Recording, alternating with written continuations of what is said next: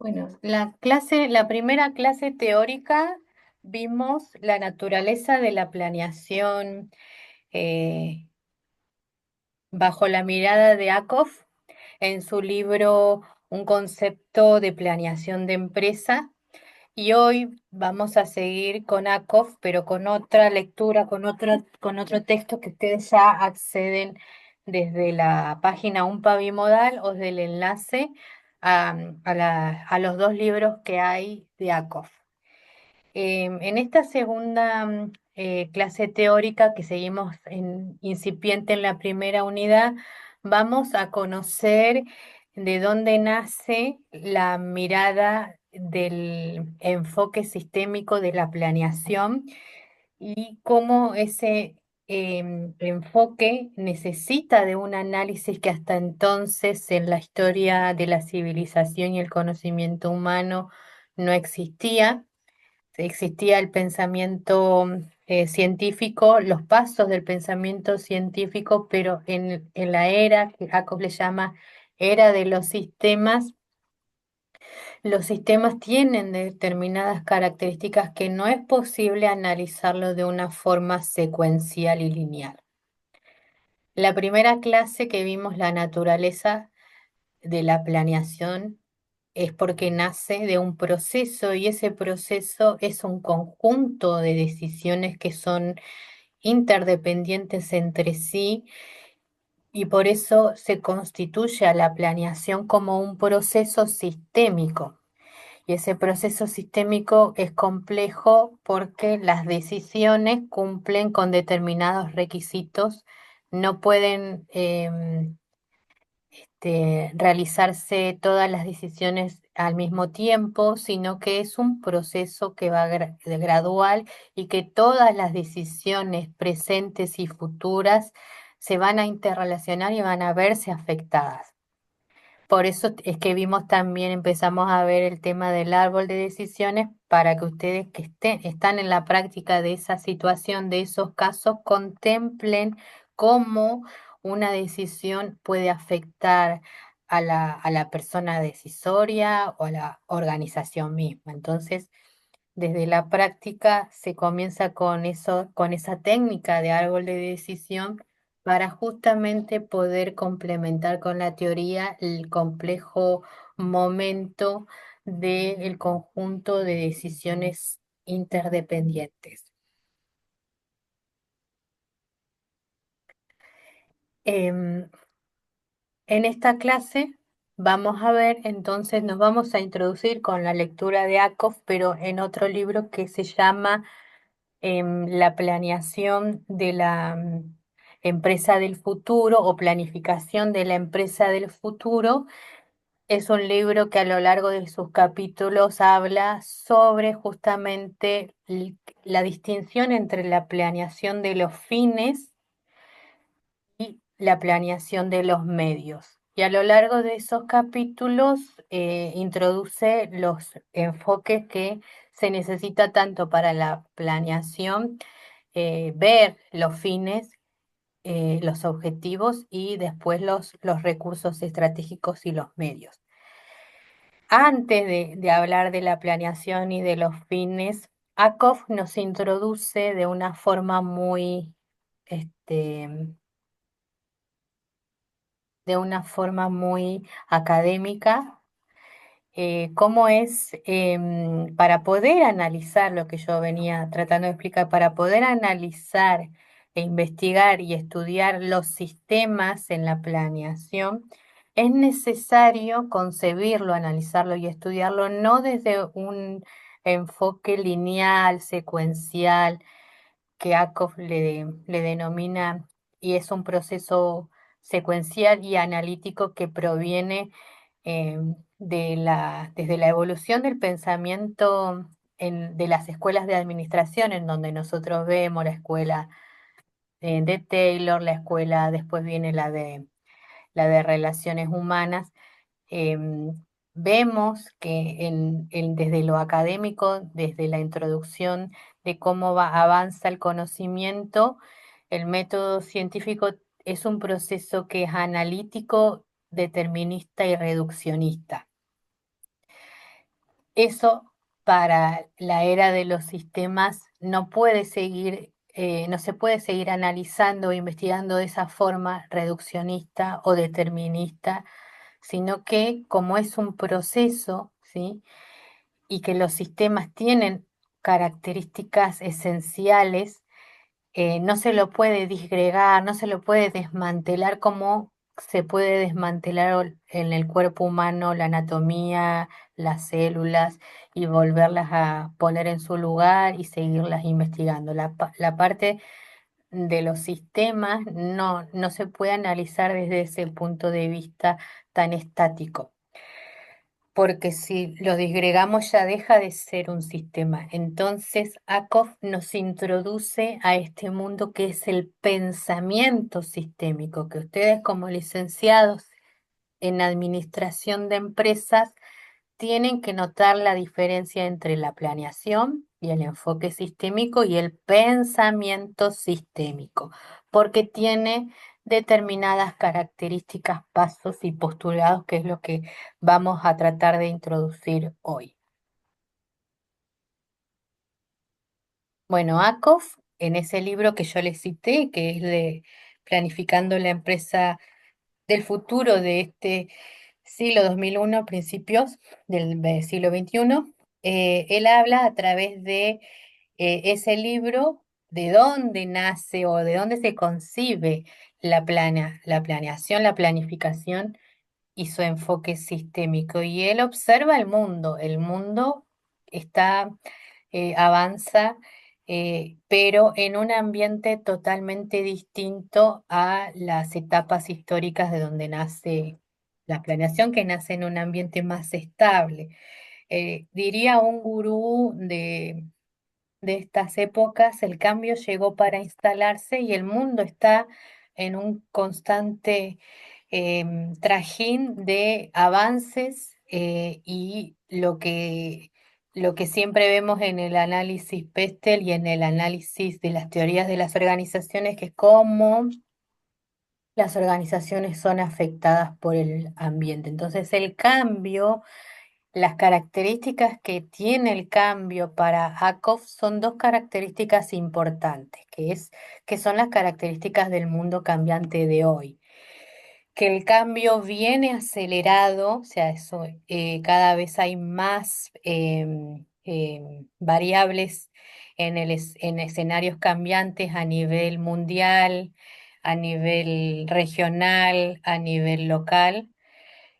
Ese cambio viene rápido, viene acelerado, eh, y a medida que el cambio sigue su curso, sigue fluyendo, eh, a veces en el mundo de las organizaciones ese ritmo acelerado del cambio las afecta drásticamente, sobre todo si estamos en el proceso de la planeación, que es justamente comenzar a entrar en un complejo ambiente de decisiones. Entonces, a veces cuando llega la solución, el tiempo de esa solución ya no corre al mismo tiempo que ocurrió o transcurrió el problema. O sea, a veces es menor la duración de la solución que el problema, y el problema se complejiza aún más por la variable que tiene la característica del cambio y el tiempo, ¿sí? Entonces, Akov nos introduce al mundo cambiante y acelerado de hoy con los cambios, ¿sí? Esos cambios son acelerados y aparte, em, el ritmo que tienen esos niveles de problemas no van acorde a los tiempos que las organizaciones se manejan. Entonces, se complejiza aún más el mundo de las organizaciones. Entonces, con esas dos características, Akov plantea la necesidad de que las organizaciones y la planeación, porque nosotros estamos bien, el tema principal de esta materia de Administración 3 es la planeación, tiene que verse y analizarse a través del enfoque sistémico. Y para comprender el enfoque sistémico, tenemos acá una pequeña definición de lo que es un sistema, como eh, lo introduce Akov. Ay, perdón. Akov define a los sistemas como un conjunto de dos o más elementos que satisface las siguientes condiciones. La primera condición es que la conducta de cada elemento tiene efecto sobre la conducta del todo. La conducta de los elementos y sus efectos sobre el todo son interdependientes. Y la tercera regla es, sin importar cómo se formen los subgrupos de elementos, cada uno tiene un efecto sobre la conducta del todo y ninguno tiene un efecto independiente sobre él. Un ejemplo de sistema con el cumplimiento de estas tres características que tiene la definición de sistema sería el sistema del cuerpo humano, el corazón, el sistema circulatorio, en donde se puede ver, bueno, que el sistema va a funcionar, el corazón va a funcionar. Si está vivo, obviamente el ser humano sería el todo, es la persona. Y cada elemento sería cada conjunto de órganos que componen ese sistema, que no es el único sistema para mantener vivo al ser humano, ¿sí? Que depende de un conjunto de otros elementos, ¿sí? Y si ocurre algo con uno, afecta a todo. Si ocurre algo con el sistema circulatorio, si ocurre algo con el sistema respiratorio, va a afectar a todo el ser humano.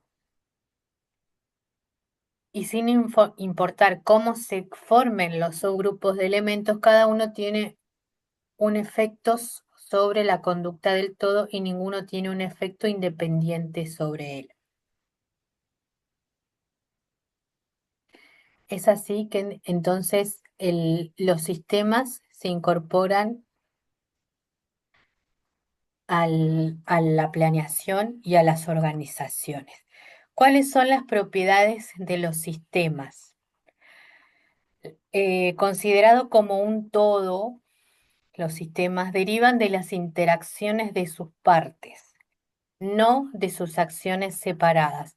No se puede desmembrar. Esto Akov lo plantea de forma muy enfática porque, bueno, él relata todo desde el inicio del proceso de la civilización humana, cómo nace la concepción primero empieza a hablar desde antes de la revolución industrial, antes de la primera revolución industrial nace en el siglo XVIII, pero él se va un poco más antes a cómo se concebía la ciencia, el conocimiento, y bueno, se trataba sobre todo, ahí recién están naciendo un poco los sistemas, las organizaciones, sobre todo estaba fuerte la doctrina católica, la iglesia era la principal organización y el pensamiento estaba regido sobre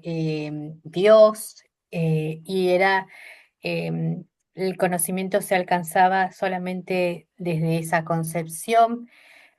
A medida que va pasando y desarrollándose la Edad Media, la primera revolución industrial, surge también el Renacimiento, que es una era en donde empieza a concebir el ser humano, ser consciente de que la naturaleza del ser humano es importante y empieza a conocer y a observar el mundo no ya tan drásticamente desde un solo lugar que es Dios, sino ya desde el ser humano en sí y por eso, y la forma en que empieza a preguntarse, a desarrollarse la cultura, a desarrollarse el conocimiento, es a través de la aplicación de un método más analítico, más determinista, más reduccionista.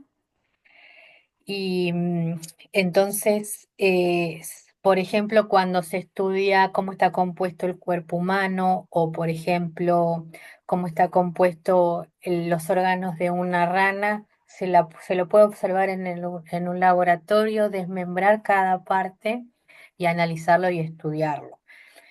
Pero en este caso, cuando estamos analizando un sistema, no podemos desmembrarlo en partes porque el sistema en sí es un proceso que está funcionando con todas sus partes interdependientes e interrelacionadas entre sí.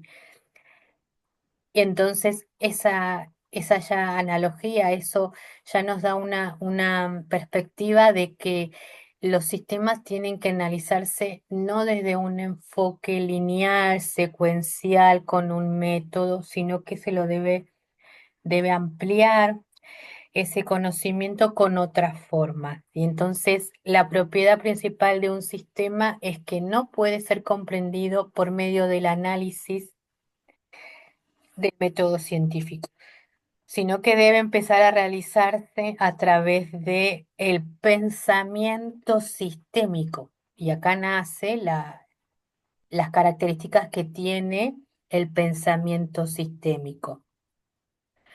Un sistema solamente puede analizarse o investigarse a través del pensamiento sistémico, y el pensamiento sistémico requiere de ciertas características o pasos.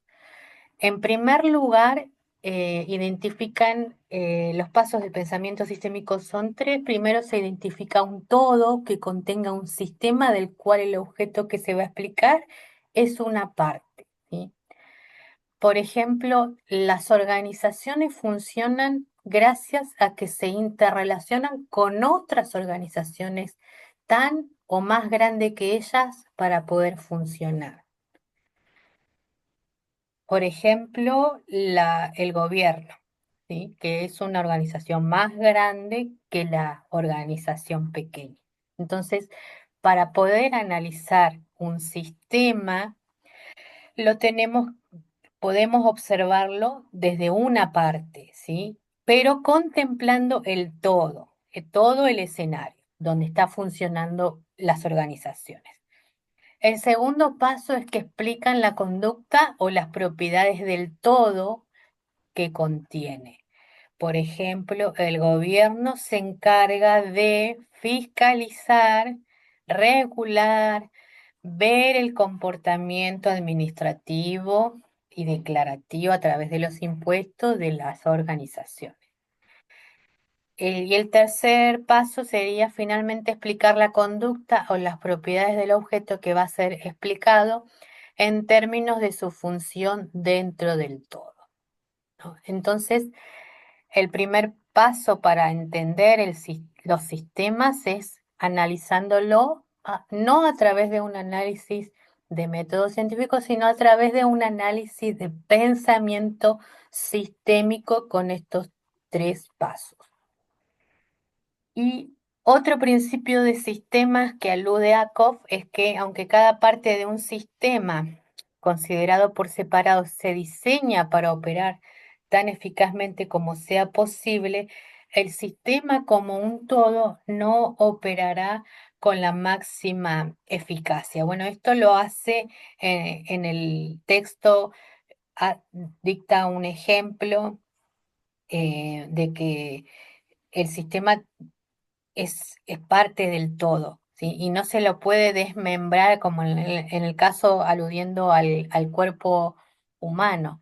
Yo me pueden hacer un trasplante de algún órgano que va a seguir funcionando, pero bueno, si está abierto, si está analizándose, si está incorporándose, no va a funcionar de una manera tan eficientemente si previamente no estaba, o sea, cuando estaba todo bien, funcionaba todo con la máxima eficiencia. Ahora, si lo analizamos una parte y esa parte se cambia, es probable que no funcione del todo con una máxima eficiencia, ¿sí? Y los postulados a los que se alude para poder analizar el pensamiento sistémico son estos. Para poder analizar el pensamiento sistémico necesitamos una visión expansionista, y La visión expansionista es ver el todo, el sistema, ¿sí? Por ejemplo, si estamos viendo las organizaciones, yo les puse como ejemplo que el suprasistema, que sería ver todo el escenario con el expansionismo, sería ver que la organización está funcionando gracias a otras organizaciones que se relacionan con ellas y una que yo puse era el gobierno, ¿sí? Si nosotros analizamos otra organización, por ejemplo, la universidad, tenemos que verlo no solo desde la universidad, sino que verla a través del Ministerio de Educación de de la República Argentina o en este caso en el sistema de universidades, el Consejo Interuniversitario, todos esos sistemas y subsistemas que componen todo el entramado de la institución educativa, ¿sí? Otro punto de vista, otro postulado por el cual se analiza con pensamiento sistémico es la relación producto y productor. Eso lo explica con una analogía de, por ejemplo, si se planta, se quiere plantar semillas de almendra en un terreno, basta con que se cumpla esa condición. Si yo planto las semillas de almendra y me va a salir un árbol de almendras. Pero no ocurre eso. ¿Por qué? Porque el sistema está funcionando en un medio ambiente, en un contexto, ¿sí? Que tiene probabilidades de surgir o no.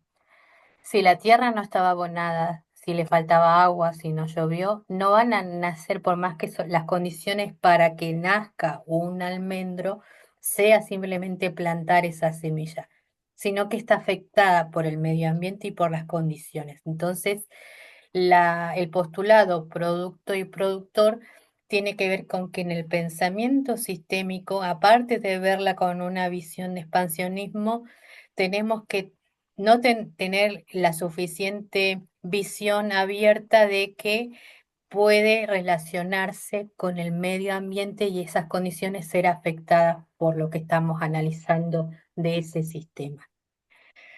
Otro es la teleología. La teleología es la ciencia o la subdisciplina dentro de la ciencia que analiza los fines y los propósitos. En el pensamiento sistémico, la teleología, que me cuesta decir la palabra, se refiere justamente a que lo que estamos observando, ¿sí?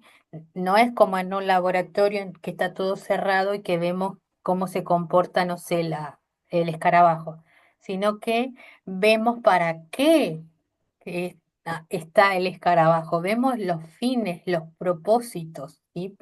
Y acá ACOS nos introduce a lo que tenemos que llegar, que es la planeación de los fines y la planeación de los medios.